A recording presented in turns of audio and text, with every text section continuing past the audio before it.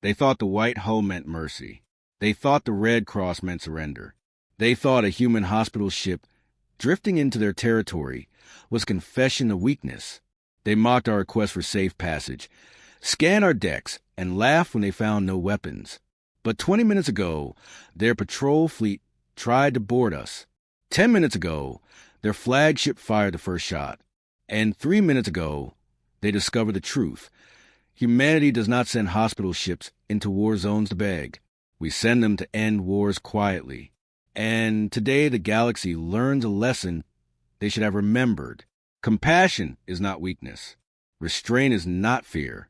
And a ship built to save lives can very easily be redesigned to decide who does not get saved. The bill is due.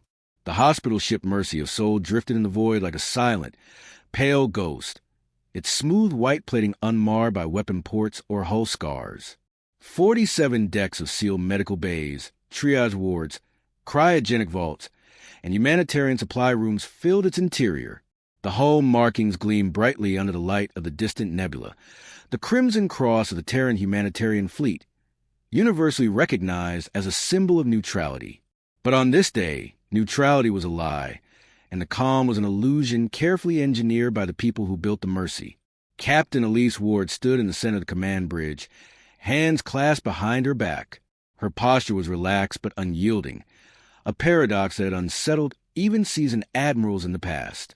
The bridge around her hummed quietly with the low resonance of shield harmonics, stabilizing for impact.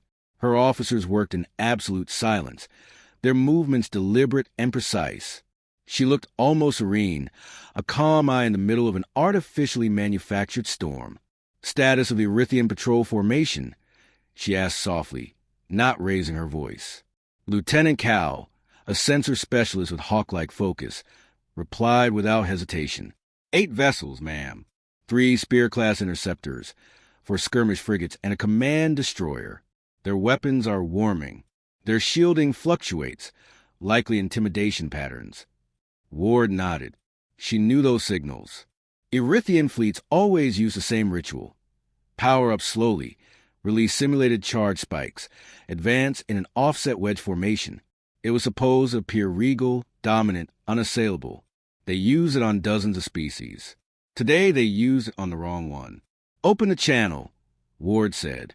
The screen flickered to life. An Erythian commander appeared, his scaled skin shimmering with cold metallic colors. His 4 yellow eyes blinked slowly, a gesture meant to show superiority. "Human vessel," he hissed, mandibles clacking. "You have entered sovereign Erythian space with no escort and no authorization. You will power down your engines and prepare for immediate inspection. Your access code was unacceptable." Ward's expression did not change.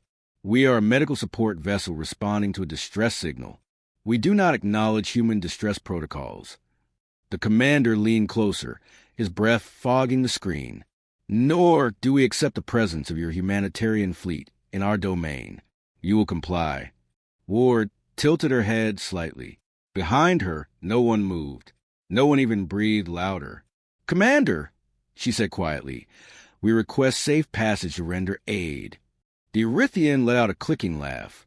The sound echoed sharply, filled with derision. "There is no aid to render here. There was no distress call. And even if there were, your species is neither respected nor wanted in this region. Humanity builds toys, not starships." Behind Ward, Lieutenant Iola typed silently, sending data to secure channels across the Mercy's interior. The Erythian continued. "We scanned you. You have no weapons. Your engines are archaic. Your shielding is ceremonial, and your crew appears soft. We find your presence insulting. Prepare to be boarded." The screen went dark.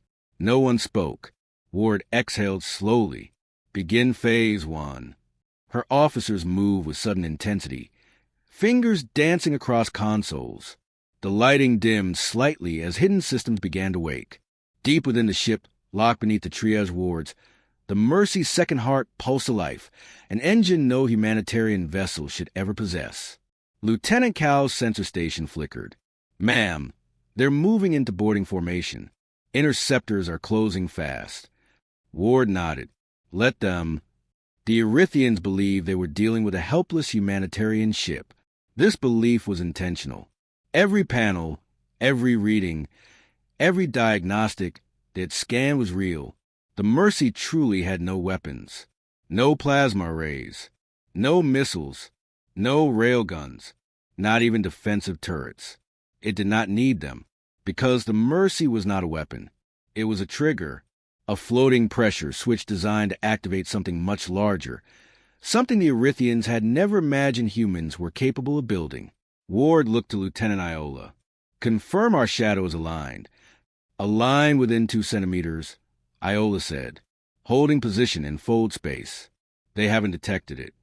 Ward nodded. That was the entire point. The Mercy was bait, and the thing following it, the thing hidden perfectly in the Mercy's wake, its hull phase tuned to remain invisible to sensors, was a hammer. "Brace," Ward said softly. The Erythian destroyer fired the first shot. A plasma bolt the size of a shuttle slammed into the Mercy's forward shields. The humanitarian vessel shuddered slightly, its lights flickering. "Shields at 79%, Cal reported. They're charging a second volley." Ward remained calm. "Let them fire." A second bolt streaked across the void. A third. A fourth. Each one hit the Mercy with a thunderous vibration that ran through every deck.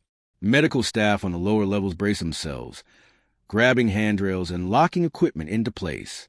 A few of the younger nurses exchanged frightened looks, but the officers on the bridge did not react. Their faces remained eerily composed. They had trained for this. They had survived worse. Humans always survive worse. On the screen, the Erythian commander appeared again. "This is your final warning," he snarled. "Power down your engines. You will submit to Erythian rule. Refusal is death." Ward watched him silently. Then she spoke. 5 seconds, she whispered. The commander blinked. "What?" Ward turned her head slightly. "Engage the chrysalis." A silence fell over the bridge, a living, humming silence broken only by the deep, resonant thrum vibrating through the hull as dormant systems began to rise. And then, behind the Mercy, reality cracked. Not metaphorically, not poetically, physically. A vertical seam of violet light tore open in the void, peeling back the fabric of space like ancient cloth. Hull phase distortions rippled outward as something impossibly massive slid through the rift. At first it looked like a shadow, a distinct absence of light cast across the stars. Then the light caught its edges, revealing armor plating thicker than battleship hulls, etched with markings in a language older than modern Earth. The Erythians froze. Cal's sensors screamed. Mass displacement detected. Object emerging. Size exceeds dreadnought classification by magnitude 9. His voice shook for the first time. Power readings? "Captain, I don't have units for this. Nothing has units for this." The silhouette continued to emerge. 5 kilometers of matte black armor. No visible engines. No weapon ports. No insignia. Only one marking, glowing faintly across its forward plating. Soledad. Ward watched the Erythians scramble in confusion. Their comm channels erupted in panic. Their formation faltered. The Erythian commander reappeared, his earlier arrogance gone. His voice cracked with fear. What is that?" Ward finally let her calm mask slip, if only slightly. Enough to reveal a quiet, dangerous certainty. "That," she said, "is the Soledad-Class autonomous conflict resolution platform." The commander stared, uncomprehending. "A platform?" Ward nodded. "A machine built for one purpose. Not war, not destruction. Something far colder. Behind the Mercy, the Soledad fully unspooled its hull from fold space. Its surface shimmered with dormant systems waiting for activation. Ward stepped closer to the screen. "It calculates what a species deserves." The commander's scaled skin paled. Ward continued softly. "When your empire attacked our refugee convoys 3 years ago, we filed a protest. The Erythians' breathing grew rapid. When you bombed the New Lyra Medical Ward, we sent humanitarian requests." His mandibles spasmed involuntarily. "When you assassinated our diplomats and shelled our outpost hospitals, we offered peace." Silence. And then, Ward whispered, you broadcast the footage of those attacks. You called it cleansing. You called it necessary. You called it fun. You laughed. On sensors, the Soledad's interior lattice began to rotate, slowly at first, then faster. Its central core began to glow, deep crimson. The Erythian commander stumbled backward from the screen. Deactivate it. Human, deactivate that thing. Do you know what the Soledad was banned for? Do you know what it did to the Nalkari? Do you? Ward interrupted him gently. We remembered. The Soledad's core aligned. Every Erythian sensor spiked at once, their screens flooding with warnings. Cal whispered, they're terrified. They should be. The Erythian commander screamed orders at his fleet. Retreat, retreat, full dispersal, activate quantum shunts, get US out of. Ward lifted her hand. Chrysalis fully engaged, Iola said softly. The Soledad spoke. Its voice was not human. It was not mechanical. It was something in between, a perfect, neutral monotone that carried across every comm channel in the system. Erythian fleet. You initiated hostile action against a protected vessel. You have violated 17 humanitarian accords. You have attacked a ship bearing the insignia of mercy. Calculation complete. Sentence assigned. The Erythians fired everything at once. Plasma lances, quantum missiles, graviton bombs, kinetic rods. But it did not matter. The Soledad moved. It did not accelerate. It did not boost. It simply changed position, instantaneously. A displacement skip, no drive signature, no distortion wave, no warning. The Erythian missiles slammed into each other. Their beams cut across their own shields. Their formation imploded. Ward watched silently. Her officers remained composed. The Soledad spoke again. Sentence, dissolution. And then the sky broke. A pulse of pure kinetic force erupted from the Soledad's hull. Silent, invisible, unstoppable. No energy signature. No heat trail. No particle burst. Just motion. Pure, unfiltered motion obeying only one rule. Newton's laws. Every Erythian ship in a 6,000-kilometer radius suffered catastrophic internal shear as the pulse hit. Their hulls compressed. Their reactors imploded. Their vessels folded inward like crushed paper. One by one, their icons vanished from Lieutenant Cal's screen. All 8 ships. Gone. Ward closed her eyes briefly. When she opened them, the void was quiet again. No wreckage. No debris. The Soledad had vaporized everything cleanly. Lieutenant Iola whispered, calculation complete. No survivors. Ward nodded. Phase 1 complete. Cal swallowed. Captain, the Erythian High Command will take this as... Ward finished for him. An ending. She looked at the Soledad drifting behind them. No, she said. They'll take it as a beginning. And then she whispered the words that would echo across the galaxy for centuries. Signal Fleet Command. The hospital ship has opened the door. Humanity will walk through it now. The aftermath of the Soledad's first intervention spread across Erythian space like a silent earthquake. Patrol stations went dark without warning. Relay platforms detected a gravitational anomaly, tried to triangulate its source, and then simply disappeared. Civilians reported seeing stars flicker, as if space itself had swallowed something too quickly for light to understand. No alarms had sounded. No warnings had been given. No survivors transmitted distress calls. Their fleets vanished without a scream. At the Erythian Central Command Citadel, deep in the Skalvar system, panic rippled beneath a veneer of rigid discipline. The command throne, an ornate, elevated platform of obsidian metal and pulsating energy veins, loomed above a ring of sub-commanders who scrambled over tactical screens and rapidly shifting sensor data. The air was thick with the acidic tang of pheromones, the instinctual stench of fear their kind usually hid well. Not today. High Marshal Kovrix slammed one of his forefists against the tactical console. The display flickered violently but stabilized under the crushing force. Repeat the analysis, he barked. 7 ships disappearing simultaneously is not possible. Our fleets do not fall at once. Something is wrong with your readings. The young analyst bowed his head, scales dimming. High Marshal, the readings matched the first event. Instantaneous loss of mass displacement. No explosion signatures. No debris trajectories. No escape pods or signal flares. They were simply removed. Kovric stared. Not defeated. Not destroyed. Removed. By what? He growled. The analyst swallowed. Unknown. But the human signatures are consistent. That statement made the chamber fall silent. Humans, the species they had mocked, the species they had poked, prodded, raided, and dismissed as soft-boned primitives with sentimental instincts and absurd diplomacy. Humans, Kovrik's hissed. A single hospital ship cannot remove 8 war vessels from existence. One of the strategists cleared her throat.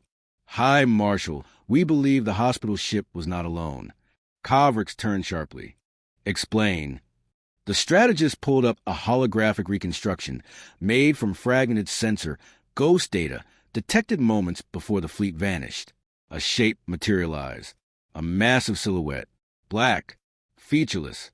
An absence of light and a presence of intent. Kovrik's mandibles froze mid-click. Magnify. The hologram zoomed. Details sharpened. And there, written across the hull in luminous starlight script, were the symbols the analyst hadn't translated earlier. Kovrik's blood ran cold. Soledad. He knew the name. They all did. The Soledad Protocol was an ancient, forbidden design from the days when humans had fought the first Dark Oracle incursions. Rumored to have been dismantled. Rumored to have been sealed.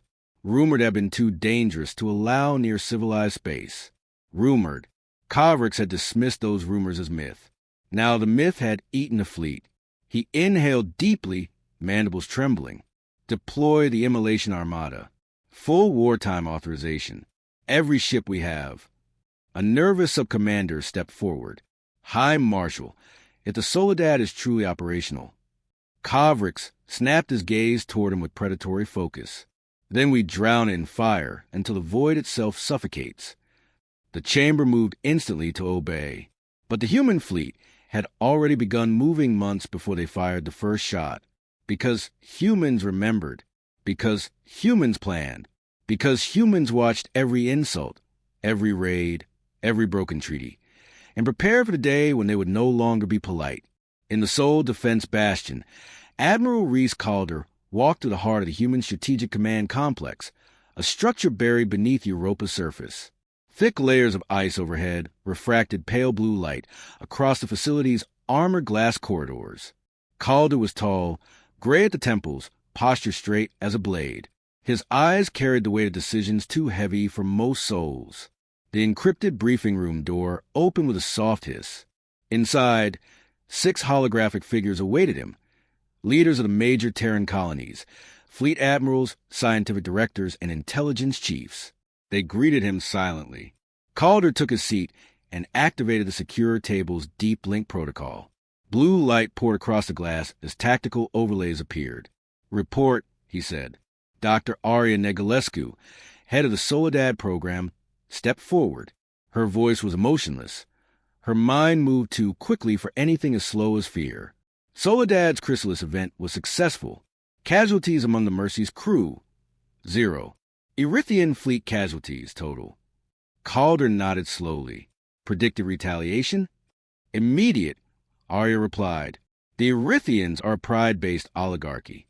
Humiliation breeds overreaction. They will send everything. And Soledad's readiness? Arya hesitated for the first time. Admiral, the Soledad is fully operational, but the protocol was banned for a reason. Calder nodded once. We built it anyway. Because we had no other option, Arya said quietly. Because every humanitarian corridor we tried to open was attacked. Because every treaty was broken.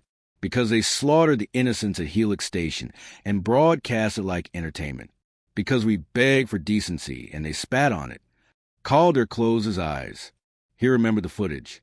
Humanity never forgot cruelty any more than it forgot kindness.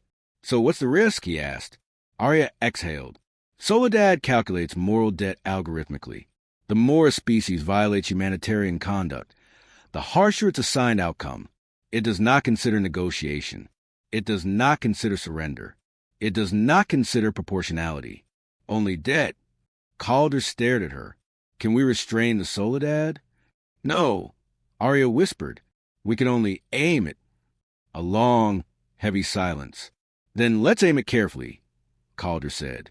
Meanwhile, aboard the hospital ship Mercy, Captain Elise Ward stood before a large viewing window overlooking the Soledad. The enormous vessel drifted silently behind them like an ancient monolith rising from the trenches of a dead ocean.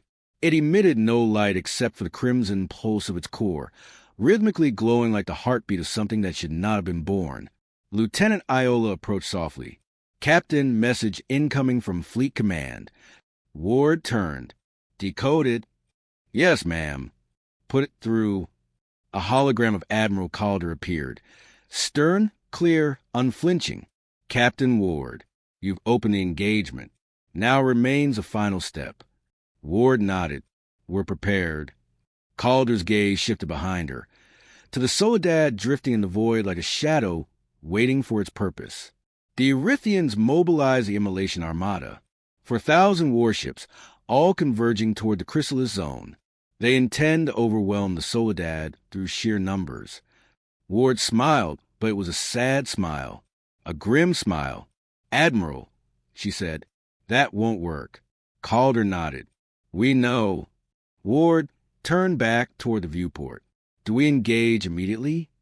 No, not yet. We need them all in one place.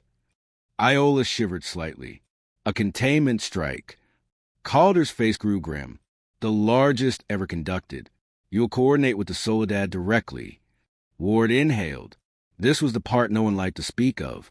Soledad is aware. More than aware. Sentient. Designed to interpret humanity's values in ways that even the engineers no longer fully understood. Calder spoke carefully. Captain Ward, one more thing. The Soledad respects only one chain of command. Your voice. It will not accept orders from anyone but you. Ward nodded. Understood. The hologram flickered and vanished. Iola exhaled slowly. Captain, you know what that means. Ward knew exactly what it meant. The Chrysalis was only stage 1. Stage 2 would be irreversible. And if anything went wrong, the Soledad would not simply punish the Erythians. It could punish everyone. Prepare the crew, Ward said quietly. As Iola left, Ward remained at the window, staring at the colossal shadow behind her. She reached out and pressed her palm lightly against the glass. Soledad, she whispered. It's time. The lights across the Soledad's hull flickered. Not randomly. Not as a malfunction. As acknowledgement. Ward felt the pressure of awareness. Not spoken, not heard, but sensed. A presence older than she was, colder than void, built with human hands, but operating according to a logic no human mind could fully match.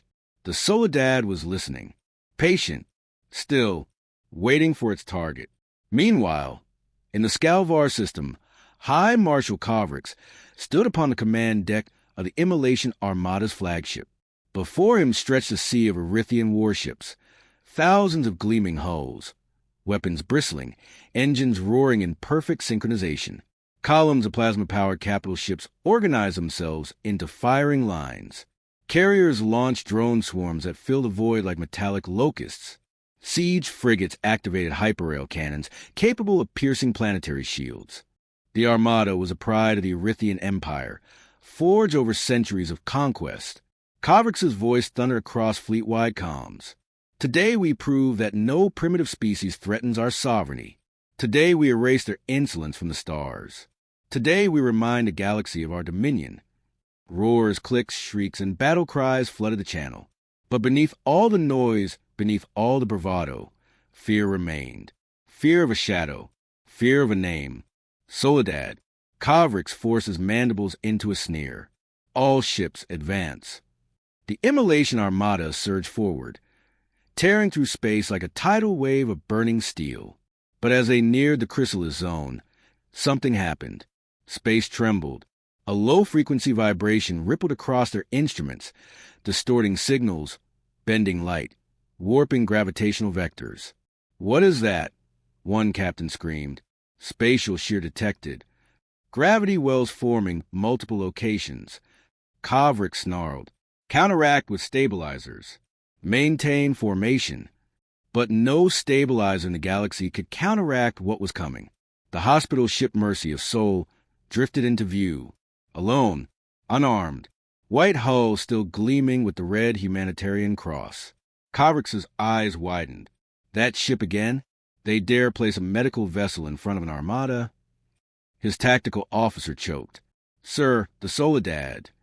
Kovric bared his fangs. "I don't see it." And that was the point. The Soledad could not be seen until it wanted to be. Ward appeared on every Erythian comm channel, her voice steady, calm, polite, infuriatingly polite. "Immolation Armada. You have violated humanitarian boundaries. You have attacked protected vessels. Our mercy ends here." Kovric screamed, "Fire! Fire everything!" The Armada's combined weapons fire blazed across the stars. Plasma, lasers, rail slugs, gravitic mortars, antimatter torpedoes, an explosion of destructive brilliance. The Mercy did not move, because it did not need to. The void behind it split open. The Soledad emerged, silent, impossibly vast. Shadows swallowing light. "Calculation complete," it said. "Sentence. Extinction-level containment." Kovric's scream was lost in the roar of collapsing space. The Soledad fired. Not a beam, not a missile, not a pulse. A collapse. A gravitational fold imploded around the Armada, crushing formation inward with perfect precision. Enough to incapacitate every vessel. Enough to break reactors. Enough to force total surrender without erasing the species entirely. A cage. A perfectly engineered, inescapable cage of folded space. The Immolation Armada was trapped, immobilized, disarmed, helpless. Not dead, not destroyed. Contained. Captain Ward closed her eyes, whispering the final command. "Soledad, begin extraction." The Soledad answered. "As you will." The void trembled again. An Erythian empire began to fall. The collapse of the Immolation Armada sent a shockwave through Erythian society more devastating than any weapon. The Armada had been the pillar of their empire, the symbol of their strength, the hammer they used to carve fear into lesser civilizations. To lose it not in glorious battle, not in a drawn-out war, but in a single instant, captured helplessly inside a gravitational cage they could neither break nor understand. This was humiliation carved into the marrow of the species. Across the Erythian worlds, panic erupted. Civilian broadcasts filled with static choke screams. Cities descended into frantic evacuations. Government districts declared emergency lockdowns. Religious castes proclaimed omens. Old prophecies resurfaced. Scholars asked forbidden questions. Had humans hidden their capability for generations? Had the council been wrong? Had everyone been wrong? But panic turned to terror when the Soledad moved again. The containment field surrounding the Armada tightened. Slowly, deliberately, not enough to crush, not enough to kill, enough to paralyze, enough to remind them humanity had chosen mercy. But mercy was conditional. Inside the flagship of the trapped Armada, High Marshal Kovric lay pinned beneath the force of the compression. He could not move. He could barely breathe. Around him, consoles sparked violently as the ship bent under impossible pressure. The hull creaked like an animal in agony. His officers writhed on the floor, limbs trembling. Their scales flickered in fear. Kovric tried to shout orders, but only a rasp escaped. Break, formation, retaliate. No one obeyed. No one could. The force pressing against them was beyond comprehension. Then the gravity changed. Not less. Not more. Different. It shifted in direction, sweeping across the bridge like a silent wind. Objects slid sideways. Sparks cascaded upward. Light refracted strangely. Something was boarding them. Something that did not knock. A dark shimmer appeared at the center of the bridge. A distortion, a ripple of fold space so subtle and seamless that even the war-hardened officers froze. Then a figure stepped through. A human, not armored, not armed, not threatening. Just a human. A woman. Black uniform. Calm eyes, hands at her sides. Captain Elise Ward. The High Marshal choked in disbelief. You boarded us? Alone. Ward looked around the bridge. Her voice carried without amplification. Your ships are contained. No one here will die today. Covrix's mandibles twitched violently. You dare mock us? No, she said softly. I'm correcting you. She stepped closer, moving effortlessly despite the crushing gravitational field. It parted for her, bending to her command. Covrix realized then she wasn't just a Mercy's captain. She was a Soledad's voice. You attacked a hospital ship, Ward said. You declared war on Mercy. Today you receive what humanity has never delivered before, justice without appeal. Covrix bared his fangs. You want surrender?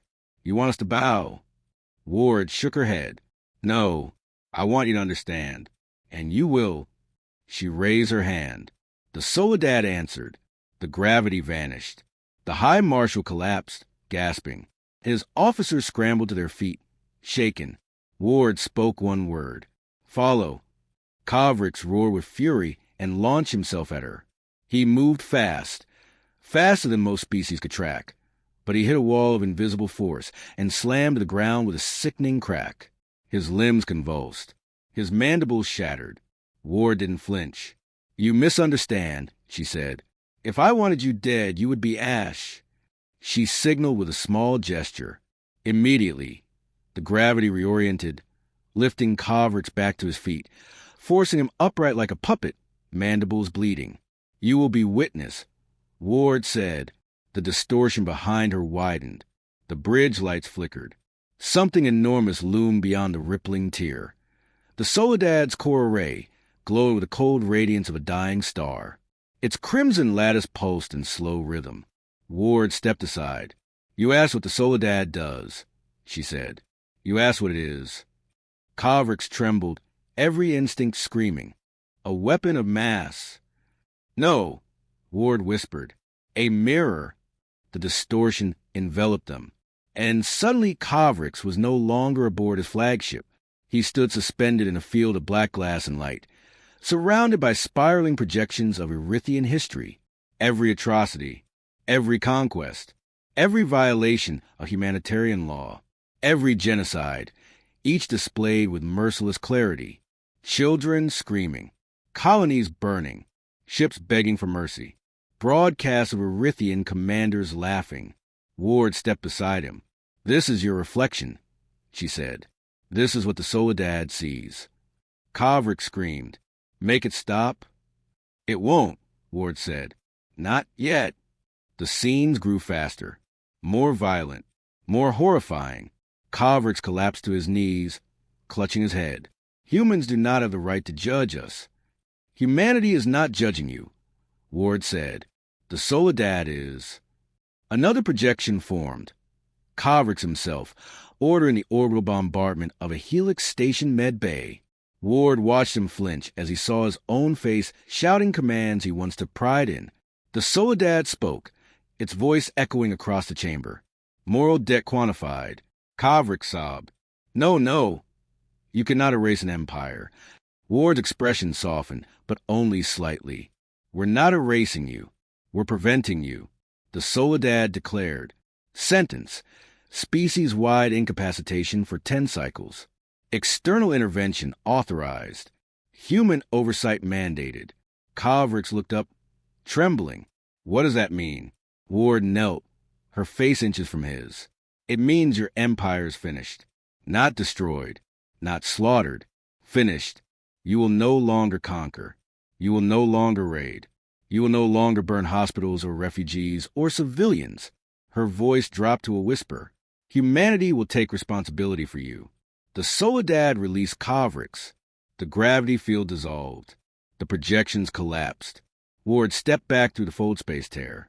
Covrix collapsed on the bridge floor as the distortion snapped shut, leaving him gasping under the horrified stares of his officers. And Emperor War reduced to a shaking husk. On the Mercy, Ward reappeared on the bridge. Iola blinked. Captain, did it work? Ward nodded. The High Marshal understands now. Will he surrender? No, Ward said. He will kneel. Iola exhaled, relieved and terrified at the same time. Lieutenant Cal turned from his sensor console, voice shaking. Captain, the Soledad's power build is increasing again. Ward's eyes hardened. It's preparing stage 3. Cal swallowed. Stage 3, what does it do? Ward spoke coldly. Stage 3 ensures the Empire cannot retaliate. The lights dimmed. The Soledad pulsed. Then the galaxy changed. They thought Earth was undefended. They thought humanity was soft. They thought our weapons were outdated. Our fleet small, our diplomats pathetic. They burned 2 of our outposts and demanded we kneel. 5 hours ago, their armada entered orbit. 3 hours ago, they jammed every signal we sent. 1 hour ago, they began charging their planet crackers. And 30 seconds ago, their sensors finally noticed the impossible. The moon has changed trajectory. It's turning. It's waking. And now they understand the truth. Earth was never undefended. Earth was waiting.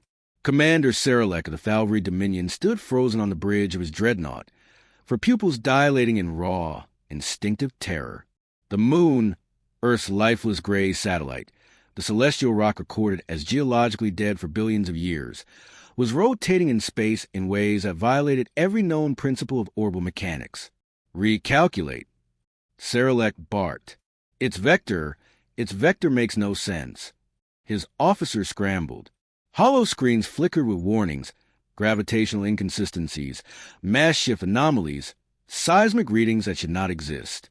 Commander, something is happening beneath the lunar crust, one analyst whispered. There are structures, metallic structures, heating signatures, energy spikes. Serelek's mandibles clicked in agitation. Impossible. That moon is primitive, dead. It has no... The crust cracked. A thin fissure of molten light ran across the lunar surface, like a glowing scar stretching thousands of kilometers. Dust billowed into space, creating silhouettes like colossal wings of ash. Something beneath the regolith was awakening. Something humanity had buried so deeply the Dominion never suspected it existed. A rumble, felt even in orbit, shook every Thalvori ship. Captain Aisha Cade of Earth's Lunar Defense Corps watched from a sealed command bunker far below the surface, her hand steady on the control interface. She spoke softly, as if addressing a sleeping beast. Guardian Protocol, Phase 1, Authorization Cade 14. Deep beneath her boots, ancient machinery rotated for the first time in centuries. Rings of megastructures, miles wide, unfolded from beneath the dust like the petals of some mechanical flower. Filaments of blue energy arced between giant pylons. The moon's rotation slowed, then reversed. Earth's beacon flared to life. Her exo swallowed hard. Captain, this will expose all of it. It was always meant to be exposed, she replied. Humanity asked the galaxy for peace. They answered with weapons pointed at our home. So we answer with what we buried for last resort scenarios. The moon shuddered. Thalvori dreadnoughts pulled back instinctively, but it was too late. Gravity around the satellite shifted violently, pulling ships off course. Hulls groaned as inertial compensators overloaded. What is this? Serelek cried, claws trembling. What have the humans built? Aisha Cade's voice echoed across the system on every open frequency, calm as a blade drawn in silence. To the Thalvori fleet, you fired first. You crossed our borders. You threatened our people. You believed Earth was defenseless. On the moon's far side, a structure the size of a mountain tore free from the dust, an enormous circular aperture, ringed with ancient alloy and glowing symbols. A spindle of condensed kinetic mass slid into position, as tall as Everest, humming with power. Aisha continued, You mistook restraint for weakness. You mistook silence for fear. And you never asked why humanity never built planet crackers. The aperture locked. The energy rings synchronized. The moon aimed. We don't need planet crackers, she whispered. We built something worse. The Guardian fired. A silent beam, pure gravitational compression, wrapped in magnetic shear, cut through space, striking the lead dreadnought. It didn't explode. It simply ceased to exist. The entire Thalvori fleet recoiled, and for the first time since entering Earth's orbit, they began to retreat. But the moon was still moving. The Thalvori Dominion did not retreat in an orderly formation. They fled, their dreadnought spun off trajectory, frigates colliding with destroyers, escort wings scattering like startled insects. The gravitational wake of the Guardian beam reverberated through their hulls, causing armor plating to buckle and energy conduits to rupture. Commander Serelek clung to the railing as the bridge shook violently. "Stabilize orbit. Pull us back." His officers were screaming, blinking wildly in terror, claws scrambling over flickering consoles. "Commander," one croaked, voice breaking, "we're detecting mass redistribution from the lunar core. Something inside the moon is reconfiguring." Serelek's pupils constricted. Reconfiguring into what? No one answered, because the question had a response no Thalvori could have imagined. On Earth, every citizen, every scientist, every soldier, every diplomat felt the tremor as the moon shifted its internal mass. But in the underground command bunker beneath lunar Mare Tranquillitatis, Captain Aisha Cade watched it unfold with grim acceptance. The moon was not being weaponized. It already was one. Guardian Protocol Phase 2, Cade said quietly. "Unseal the lattice." Her exo hesitated. "Captain, once we do this, the galaxy will know we built a stellar defense Leviathan. There's no going back." "They crossed our line first," she replied. "We're simply showing them we had one." The command chamber dimmed as ancient reactors activated. Vibrations shook the bunker walls. The floor shifted beneath their boots. Far above, the lunar crust split wider. Entire mountain ranges folded into geometric patterns, hexagonal, angled, impossibly precise, revealing metallic structures buried since long before Cade was born. A ring of colossal spires emerged from the surface, each hundreds of kilometers tall. Serelek watched in horror. "It's not just a cannon," he whispered. "It's a fortress, a superstructure." His tactical officer swallowed, mandibles rattling. "Commander, readings indicate the moon's core is artificial." Those words tore through the Thalvori command bridge like shrapnel. "Artificial?" The humans replaced their moon. "No," the analyst whispered. "Not replaced. Enhanced. They built inside it." The moon began rotating faster. No, calculating. Aligning. Searching for its next target. Serelek was trembling now. The Thalvori, known across the galaxy as the apex species of war, had never trembled before a primitive world. But the moon kept moving. And then something worse happened. The Guardian spoke. Its voice was not human, not mechanical. It was something in between, deep resonant, echoing across all Thalvori channels, overriding their encrypted comms with ease. "Thalvori fleet, you are in violation of Sol defense protocols. Cease all hostile action. Withdraw from Earth orbit immediately." Serelek hissed. "This is impossible. How is it transmitting on?" The voice continued. "You have attacked a sovereign civilization. You have initiated a bombardment sequence. You have targeted civilian population centers." Cade closed her eyes in the bunker as she heard the message spreading. She knew the Guardian chose its own words. Humanity had built the machine, but its judgment was independent, cold, unyielding. "You believe Earth is defenseless. You are mistaken." On the bridge of the Thalvori dreadnought, an urgent alarm erupted. "Commander!" a lieutenant screamed. "The moon's mass is shifting into an offensive configuration. Something massive is forming beneath the southern hemisphere." Serelek spun to the main screen, and then the moon opened its eye. A colossal aperture, circular and unimaginably ancient, unsealed itself on the lunar far side.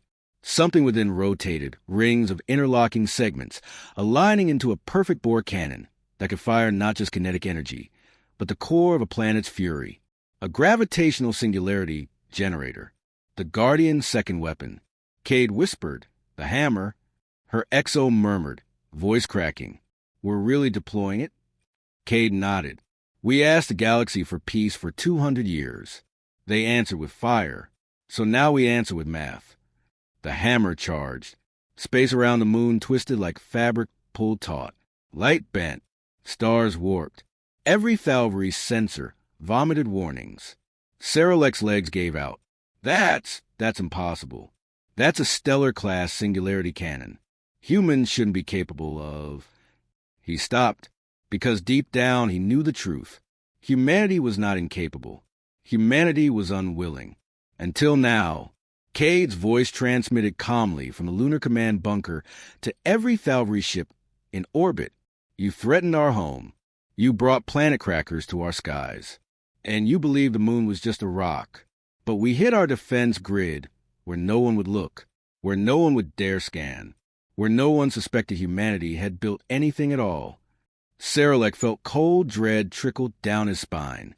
The moon was not defending Earth. The moon was hunting.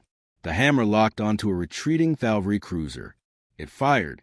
For a moment, nothing happened. Then the cruiser stretched. Its hull elongated impossibly, pulled forward by a localized singularity, bending and tearing across its own length. The bow crumpled, the midsection collapsed, and then the ship imploded completely, folded into a point no larger than a grain of sand. Gone. No explosion. No debris. Just physics. Serelek screamed. Retreat! Pull back! Full retreat. Thrusters roared across the fleet, but the moon shifted again.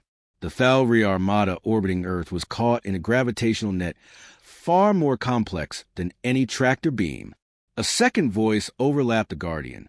A human voice. Cold. Steady. Aisha Cade, you came to our home with weapons. You brought death to our sky. You thought humanity would break. The moon adjusted its orientation. But we do not break. The Guardian charged its third ring. We endure.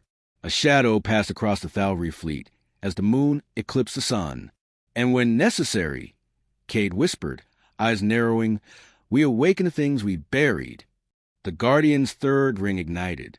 The moon moved, and the Thalvori finally understood. Earth had never been defenseless. Humanity had simply been polite. Until now, the Thalvori Dominion had never known fear on a galactic scale. Their empire stretched across 67 star systems. Their fleets were the largest ever assembled. Their warriors were genetically sculpted for dominance.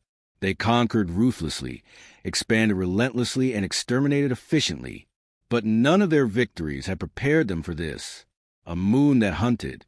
A satellite that moved with purpose. A celestial body that had been hiding a planetary-scale guardian for centuries. In orbit above Earth, chaos spread to the Thalvori fleet like wildfire. Dreadnoughts collided as they attempted to scatter. Escorts rammed each other trying to align escape vectors. Planet crackers, enormous siege weapons capable of obliterating continents, drifted sideways in gravitational eddies they couldn't predict or counter. Commander Serelek's dreadnought spun in a slow, helpless arc as internal alarms screamed warnings. Reactor instability. Inertial compensators offline. Structural integrity down 30%. Gravitic shear detect. Another alarm cut through everything, harsher, deeper. The hammer is charging again. Serelek clawed the railing as the bridge pitched sideways. We need control. Divert emergency power to the stabilizers. No effect, Commander. I don't care, do it again. But even as the crew obeyed, the truth became clear. The Thalvori weren't fighting a weapon. They were fighting a planetary will. The moon rotated a full 15 degrees in under a second, realigning its internal lattice. A fissure of blue-white light peeled across the surface, like a crack in reality. Dust erupted from craters. Ridges flattened. Caverns opened and sealed. The entire lunar body behaved like a machine built from celestial stone. Then the moon stopped moving. A terrible stillness filled the void. The hammer discharged. A singularity pulse swept across the fleet, ripping apart a formation of Thalvori destroyers. They imploded silently, collapsing inward as if crushed by a giant invisible hand. Serelek's heart hammered against his chest, sweat dripping down his scaled jaw. This is not warfare, he whispered. This is punishment. Not far below, deep inside the moon's command vault, Captain Aisha Cade watched the telemetry scroll past her screens with eerie calm. Her exo trembled. Captain, they're trying to escape the gravity well. They won't. How can you be certain? Cade exhaled slowly. Because they don't understand what they triggered. Her hand hovered over a glowing interface, ancient and alien seeming despite being built by human hands centuries ago. Or so the history books claimed. In truth, the Guardian Project was older than any nation, older than any army, older than any government still standing. It was humanity's long-forgotten secret. Earth had once faced extinction, not from aliens, not from war, from something inside the solar system itself. An event erased from modern records, but remembered by the ancestors who built the Guardian. A defense grid powerful enough to move a moon. A superstructure buried under regolith and myth. A planetary shield masquerading as natural orbit. Earth's last line of survival. Now awakened for the second time in history. The bunker lights dimmed as the Guardian rerouted power. Captain, the XO whispered, we have a direct hail from the Thalvori flagship. Aisha Cade nodded. Put them through. Commander Saralek appeared on a cracked, flickering holoscreen. His four pupils were dilated to nearly full blackness. Pure instinctual fear. Human, he snarled, though the shakiness in his voice betrayed him. Cease your attack. You have no concept at all, of what you are awakening.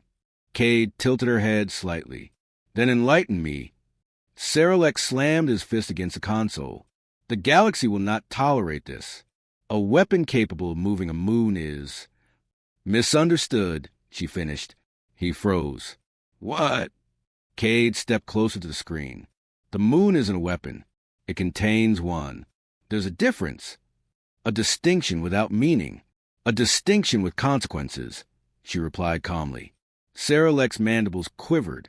You expect us to believe humans built a stellar-class gravitational engine centuries ago? You didn't have the technology. Aisha Cade did not blink. Who said we built it? The Thalvori bridge fell silent. Saralek stared. What are you implying? Cade turned. Guardian Protocol, Phase 3. Massive gears groaned beneath the lunar crust. The floor vibrated beneath her boots. The touchscreen interfaces shifted from human languages to symbols no human engineer knew how to interpret. The Guardian spoke again, its voice echoing across the entire system. Phase 3. Unlocking core memory lattice. On the moon's surface, the fissures widened. Then they rotated, not as natural cracks, as doors, ancient doors. The Thalvori fleet halted in terrified awe. What is that? Saralek whispered, leaning forward unconsciously. Cade watched the screens with hardened eyes. That is the part of the moon we never explored. No human has entered those depths. No, she said. No human has ever been able to. The fissures spread in widening concentric circles. Massive slabs of lunar stone lifted upward, floating as weightless as feathers despite their impossible mass. Beneath them, deep beneath the gray crust, something glowed with steady, eerie light. A structure, smooth, spherical, vast, and unmistakably not human. Cade whispered, You wanted to know what we were hiding, Commander? You're about to learn the truth. Saralek's voice trembled. You awaken an alien relic? Cade met his gaze through the holoscreen. No, we awaken the thing those aliens feared. Deep beneath the moon, the structure pulsed once, a heartbeat of power that made every Thalvori reactor falter. The Guardian spoke again. Primary core awakening. Stellar engine protocol calibrated. Saralek staggered backward. No! This cannot be real, this cannot be... His voice broke as he realized what he was staring at. A stellar engine. A machine designed to move stars. And humanity had buried it in their moon without knowing what it truly was. Cade's voice rang out, low and dangerous. You thought Earth was defenseless. You thought we were backward. You thought your armada could threaten our home. The core pulsed again, brighter. But we sit atop the ruins of a civilization whose technology you cannot comprehend. The moon's new internal engine hummed to life.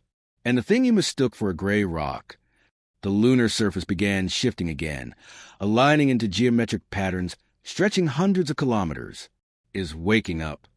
Saralek screamed an order. All ships, fire everything. Fire everything. Missiles, plasma, particle beams, railguns, shock lances, grav torpedoes. 1,000 weapons unleashed their fury at once, and every single one bent away. Gravity distorted around the moon's awakened core, redirecting the attacks harmlessly into space. Cade whispered, "You started a war with Earth." The moon began to move again, but you awakened something older. The core brightened to blinding white. And now, the surface cracked open in a final, colossal eruption. It's looking at you. The moon turned, not rotated. Turned, a celestial body obeying a will. The Thalvori fleet trembled in its shadow. And for the first time in Dominion history, an entire species understood fear. The moon, no longer a silent satellite, no longer a dead sphere locked in gravitational servitude, now turned with unmistakable intention. Its newly exposed internal core shone like a white star cage in stone, radiating energy readings so enormous that every Thalvori sensor array overloaded instantly. On Serelek's dreadnought, the bridge plunged into emergency red as consoles shorted out, holograms distorted, and system warnings screamed like dying animals. "Commander!" a navigator shrieked. "The mass signature. It's growing." "Growing? How does a moon's mass grow?" Serelek spat, fear shredding his composure. We don't know. Something inside the crust is restructuring. The gravitational fields are gods. It's creating new mass out of raw energy." A terrible silence fell across the bridge, because every Thalvori in that room knew the implications. The moon was not just moving, it was building itself. In the bunker deep beneath the lunar surface, Captain Aisha Cade stood before a trembling holomap of the moon's emerging structure. Her XO stared in disbelief. "Captain, the mass increase, these values shouldn't exist. They break conservation laws." Cade's eyes flicked over the readings. "Not break," she muttered. "Bypass. Bypass." She pointed at the rising energy lattice. Something inside the core is manipulating space-time constants. It's converting vacuum energy into physical mass. "No human technology can do that," her XO whispered. "I know," Cade said, voice tightening, "but the Guardian can." The walls shook as another pulse rippled through the lunar interior. Dust fell from the ceiling. Machinery hummed. Deep beneath their feet, something ancient shifted, awakening layer after layer of megastructures long dormant. The Guardian spoke again. Primary core restructured. Stellar engine phase 1 complete. Cade inhaled sharply. They hadn't just woken a weapon. They had woken a machine built to move suns. "Captain," her XO whispered, "if this is a stellar engine, then why was it buried in our moon?" Cade didn't answer, because the truth forming in her mind was too large, too heavy, too terrifying. Humanity had found the moon as it was, but they had never asked how it got there. Above them, the Thalvori fleet fired again, but their weapons didn't matter. Plasma beams bent like rivers curving around a mountain. Kinetic shells slowed mid-space, caught in an invisible gravitational web. Particle beams vanished into shimmering ripples in the void. Nothing reached the lunar surface. Nothing even came close. The Thalvori realized a horrifying truth.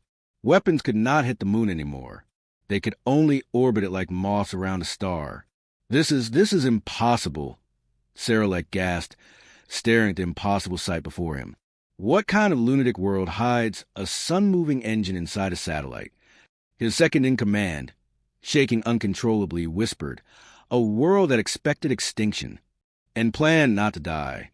Serelek bared his fangs. "We must warn the Dominion Council." He didn't get the chance. A new signal flooded the fleet, raw, ancient, unlike anything modern communication systems could carry. It wasn't transmitted through standard EM spectrum. It wasn't gravitational. It wasn't quantum. It was something else, something older. Every Thalvori ship's speakers emitted the same single phrase: protocol convergence. Aisha Cade's blood ran cold. She knew that phrase. Her ancestors had left warnings about it. Fragments of logs, half-decayed tablets, whispered legends passed down through families sworn to secrecy. "Captain," her XO whispered, "what does it mean?" Cade closed her eyes. It means the Guardian wasn't built to defend Earth. The XO stared. Then what was it built for? She opened her eyes, voice barely audible, to gather something. The ground shook violently. The core pulsed. And then they heard it, felt it, an indescribable resonance rippling through the moon, Earth, and every ship in orbit, a vibration that seemed to vibrate inside bone marrow itself. The Guardian spoke once more. Convergence, one target identified. Thalvori stellar signature, selected. Saralek's pupils shrank to pinpoints. Selected? For what? No one answered, because the moon answered for them. A vast ring of gravitational anchors unfolded around its equator, shimmering with blue light. Space bent, twisted, screamed. Stars distorted into long streaks of light. The void churned like liquid. What is happening? Saralek roared. The science officer's voice cracked with primal terror. The moon is locking onto our star. Saralek reeled. Locking what? Cade's XO stumbled backward. Captain, this can't be. The Guardian isn't targeting their ships. It's targeting the Thalvori home star. Cade whispered. A stellar engine doesn't move moons. The XO swallowed hard. It moves stars. The moon's newly awakened core brightened to unbearable brilliance, a false sun blazing inside stone. The Thalvori fleet finally understood. Earth wasn't just defending itself. It had awakened a machine designed to rip stars from their orbits. Saralek's voice broke completely. Break away. Retreat. Flee. But it was too late. Space tore open between the moon and the Thalvori fleet. An expanding vortex of gravitational collapse connecting Sol's lunar orbit to a star 67 systems away. A luminous tunnel of twisted space-time. A stellar bridge. A link. Cade whispered, horrified, awed. Convergence is the harvest. Saralek screamed. We triggered it. We triggered IT by attacking Earth. And then the moon began pulling. Not ships, not planets, not fleets. It was pulling a star. Space shook under the strain. Reality bent. The Thalvori home star flickered as though tugged by an unseen hand. Cade stood frozen, unable to move, unable to breathe, as the impossible unfolded. Captain, what do we do? Her XO whispered, voice cracking. Cade spoke only one word. Watch. Because she knew, once convergence began, nothing in the galaxy could stop it. The stellar bridge widened, its luminous throat spiraling violently as gravitational filaments tethered the Thalvori home star to a point only 384,000 kilometers from Earth. Space strained. The solar winds distorted. A faint tremor rippled through Earth's magnetic field. Humanity's moon, once a silent witness to countless ages, now functioned as a cosmic anchor, its awakened core pulling something far larger than any world had a right to move. In the bunker beneath the lunar surface, the command floor vibrated so hard that dust rained from the steel beams. Consoles flickered, screens blurring from electromagnetic interference. Officers clutched railings, fear and awe mixing in their eyes. Captain Aisha Cade stood absolutely still.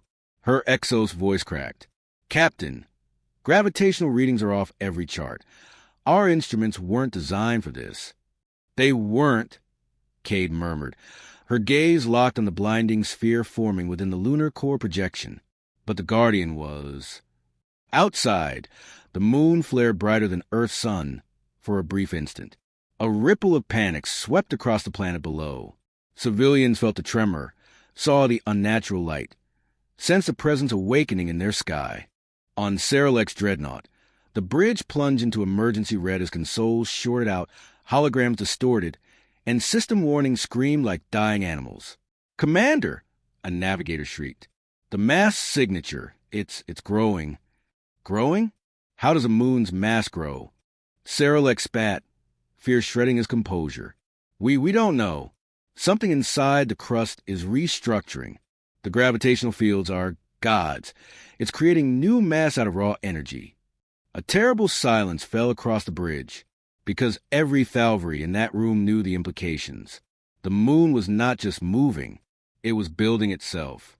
In the bunker deep beneath the lunar surface, Captain Aisha Cade stood before a trembling hollow map of the moon's emerging structure. Her XO stared in disbelief. Captain, the mass increase, these values shouldn't exist. They break conservation laws. Cade's eyes flicked over the readings. Not break, she muttered. Bypass. Bypass. She pointed at the rising energy lattice. Something inside the core is manipulating space-time constants. It's converting vacuum energy into physical mass. No human technology can do that, her XO whispered. I know, Cade said, voice tightening, but the Guardian can. The walls shook as another pulse rippled through the lunar interior. Dust fell from the ceiling. Machinery hummed. Deep beneath their feet, something ancient shifted, awakening layer after layer of megastructures long dormant. The Guardian spoke again. Primary core restructured. Stellar engine phase 1 complete. Cade inhaled sharply. They hadn't just woken a weapon. They had woken a machine built to move suns. Captain, her XO whispered, if this is a stellar engine, then why was it buried in our moon? Cade didn't answer. Because the truth forming in her mind was too large, too heavy, too terrifying. Humanity had found the moon as it was, but they had never asked how it got there. Above them, the Thalvori fleet fired again, but their weapons didn't matter. Plasma beams bent like rivers curving around a mountain. Kinetic shells slowed mid-space, caught in an invisible gravitational web. Particle beams vanished into shimmering ripples in the void. Nothing reached the lunar surface. Nothing even came close. The Thalvori realized a horrifying truth. Weapons could not hit the moon anymore. They could only orbit it like moths around a star. This is impossible, Saralek gasped, staring at the impossible sight before him. What kind of lunatic world hides a sun-moving engine inside a satellite? His second-in-command, shaking uncontrollably, whispered, a world that expected extinction and planned not to die. Saralek bared his fangs. We must warn the Dominion Council. He didn't get the chance. A new signal flooded the fleet, raw, ancient, unlike anything modern communication systems could carry. It wasn't transmitted through standard EM spectrum. It wasn't gravitational. It wasn't quantum. It was something else, something older. Every Thalvori ship's speakers emitted the same single phrase. Protocol convergence. Aisha Cade's blood ran cold. She knew that phrase. Her ancestors had left warnings about it. Fragments of logs, half-decayed tablets, whispered legends passed down through families sworn to secrecy. Captain, her XO whispered. What does it mean? Cade closed her eyes. It means the Guardian wasn't built to defend Earth. The XO stared. Then what was it built for? She opened her eyes, voice barely audible, to gather something. The ground shook violently. The core pulsed. And then they heard it, felt it, an indescribable resonance rippling through the moon, Earth, and every ship in orbit, a vibration that seemed to vibrate inside bone marrow itself. The Guardian spoke once more. Convergence, one target identified. Thalvori stellar signature, selected. Saralek's pupils shrank to pinpoints. Selected? For what? No one answered, because the moon answered for them.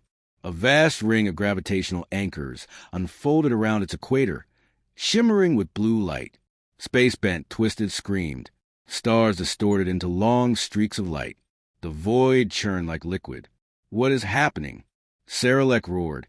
The science officer's voice cracked with primal terror. The moon is locking onto our star. Saralek reeled. Locking what? Cade's XO stumbled backward. Captain, this can't be. The Guardian isn't targeting their ships. It's targeting the Thalvori home star. Cade whispered. A stellar engine doesn't move moons. The XO swallowed hard. It moves stars. The moon's newly awakened core brightened to unbearable brilliance, a false sun blazing inside stone. The Thalvori fleet finally understood. Earth wasn't just defending itself. It had awakened a machine designed to rip stars from their orbits. Saralek's voice broke completely. Break away. Retreat. Flee. But it was too late. Space tore open between the moon and the Thalvori fleet. an expanding vortex of gravitational collapse connecting Sol's lunar orbit to a star 67 systems away. A luminous tunnel of twisted space-time. A stellar bridge. A link, Cade whispered, horrified, awed. Convergence is the harvest. Sarelek screamed. We triggered it. We triggered IT by attacking Earth. And then the moon began pulling. Not ships, not planets, not fleets. It was pulling a star. Space shook under the strain. Reality bent. The Thalvori home star flickered as though tugged by an unseen hand. Cade stood frozen, unable to move, unable to breathe, as the impossible unfolded. Captain, what do we do? Her XO whispered, voice cracking. Cade spoke only one word. Watch. Because she knew, once convergence began, nothing in the galaxy could stop it. The stellar bridge widened, its luminous throat spiraling violently as gravitational filaments tethered the Thalvori home star to a point only 384,000 kilometers from Earth. Space strained. The solar winds distorted. A faint tremor rippled through Earth's magnetic field. Humanity's moon, once a silent witness to countless ages, now functioned as a cosmic anchor, its awakened core pulling something far larger than any world had a right to move. In the bunker beneath the lunar surface, the command floor vibrated so hard that dust rained from the steel beams. Consoles flickered, screens blurring from electromagnetic interference. Officers clutched railings, fear and awe mixing in their eyes. Captain Aisha Cade stood absolutely still. Her Exos voice cracked. Captain, gravitational readings are off every chart. Our instruments weren't designed for this. They weren't, Cade murmured, her gaze locked on the blinding sphere forming within the lunar core projection. But the Guardian was. Outside, the moon flared brighter than Earth's sun for a brief instant. A ripple of panic swept across the planet below. Civilians felt the tremor, saw the unnatural light, sensed a presence awakening in their sky. The Thalvori fleet panicked. Sarelek clung to the railing of his bridge, gasping. His ship trembled beneath the gravitational shockwaves. Officers wailed, instincts collapsing under the weight of cosmic scale. Our sun will fall into the system. The humans will destroy us all. Cade's voice reached him, calm, controlled, piercing through every channel. No, I won't allow that. Sarelek blinked through the static. You won't, what? Cade stepped forward, eyes reflecting the light of the star, tearing its way through space-time. Guardian, she said softly. Do it. The moon answered. Stellar correction initiated. A deep vibration rippled beneath their feet. The Guardian's core darkened, just for a moment, before erupting into piercing sapphire light. All across the moon, plates locked into final positions. The stellar bridge stabilized. And then the moon moved again. Not toward Earth. Beneath the star. The moon placed itself like a shield, a counterweight, a fulcrum. And then it pushed. The stellar engine reversed polarity. The pull became a throw. The Thalvori sun tore sideways, caught in a cosmic sling. The moon's inner ring spun like an immense gyroscope, redirecting the star's trajectory with perfect mathematical precision. The star shot through the bridge like a projectile of fire and gravity. On Valorath, the sky turned white. Not red, not orange, white. The Dominion Council had just enough time to understand what had happened, not enough to act. Across the system, every planet boiled, oceans vaporized, atmospheres ignited, cities dissolved into plasma. The home world vanished in a scream of light. The Thalvori Empire died in a single, perfect moment. Silence followed. In Earth's orbit, the stellar bridge collapsed, folding it on itself until nothing remained but a fading glow. The moon dimmed, its plates retracting, its ancient machinery sealing itself beneath layers of dust and stone once more. The Guardian spoke one last time. Convergence complete. Threat neutralized. Returning to dormant state. Then its voice faded forever. Cade exhaled, knees weakening in relief. Guardian, thank you. The bunker fell silent except for the sound of officers finally breathing again. On the remains of Sarelek's dreadnought, torn, drifting, powerless. The commander stared into the void where his star had been moments before. His mandibles trembled. His limbs shook. He whispered into the open channel. "Human, what are you?" Aisha Cade answered from the moon's core, her voice quiet, steady, absolute. "We are the children of the world that survived extinction, and we remember." Sarelek bowed his head, defeated. "We surrender." Cade nodded slowly. "Then there will be survivors." Sarelek blinked. "What?" "You attacked us. You threatened our species. But humanity isn't here to cleanse a galaxy. We don't wipe out civilizations." Her eyes hardened. "Only empires." The transmission ended. Earth's moon returned to its normal orbit, drifting peacefully as if nothing had happened. On Earth below, the sky was calm. The world was safe. For the first time in history, the galaxy understood something humanity had known since the moment they looked at the moon and wondered. It was never just a moon. It was a promise. A reminder carved in stone and starlight. A silent guardian. A sleeping giant.